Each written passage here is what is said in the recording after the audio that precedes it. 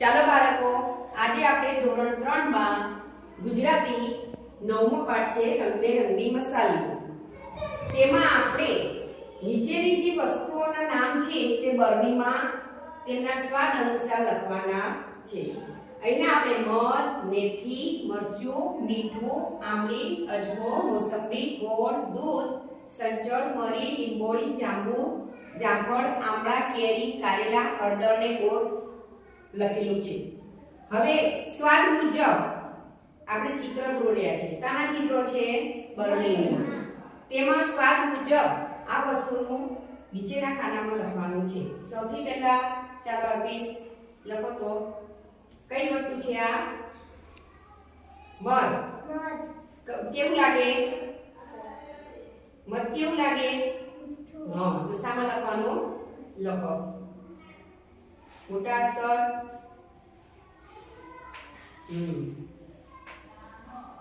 સરસ.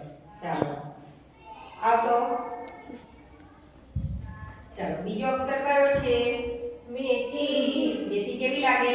કડવી. તો કડવી બરણીમાં લખો મેથી.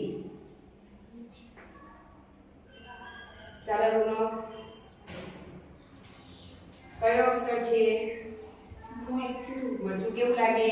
તીખું. લખો તીખામાં. તીખાની બરણીમાં.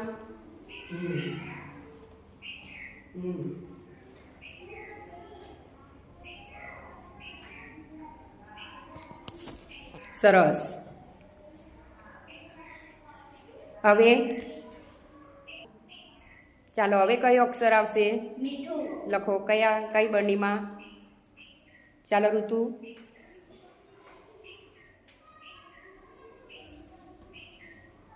હવે આંબલી શામાં આવશે? લખો.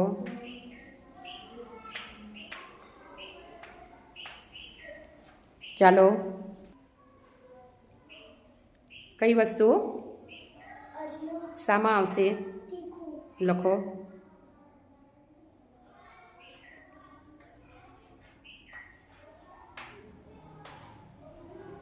ચાલો હવે અજમો પછી કઈ વસ્તુ છે બેટા?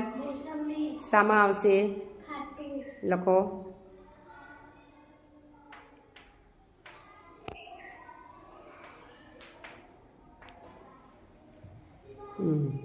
ચાલો હવે મોસંબી પછી કયો અક્ષર છે બેટા?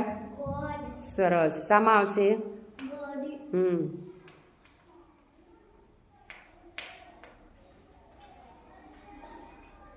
સરસ. ચાલો ગોળ પછી શું છે બેટા? લખો શામાં આવશે? સરસ.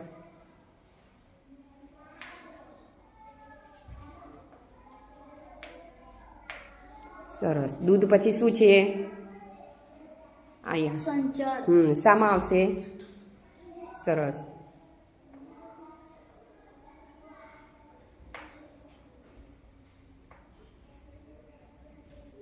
ચાલો હવે સંચળ પછી બેટા?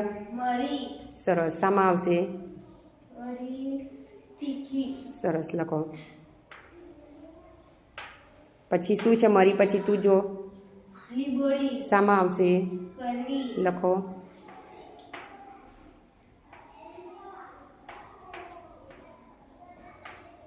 ચાલો લીંબોળી પછી શું છે તો? ચાલ જાંબુ શામાં આવશે બેટા? લખો.